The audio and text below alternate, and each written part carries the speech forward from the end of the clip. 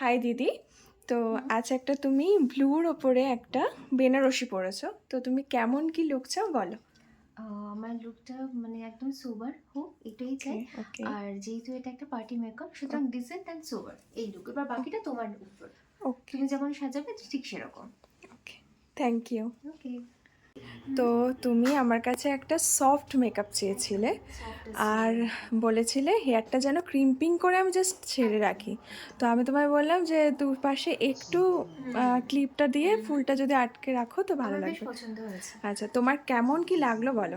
Overall আমার ভীষণ ভালো লেগেছে। আমি ঠিক এরকমই লাইট মেকআপ চেয়েছিলাম, সোবার হবে এবং খুব সফট হবে, একদম ঠিক সেরকম। আই মেকআপও খুব লাউড চাইনি, খুব সোবার চেয়েছি, নিউড চেয়েছি, একদম সেরকমই হয়েছে যেরকমটা আমি চেয়েছি, ইনক্লুডিং হেয়ার।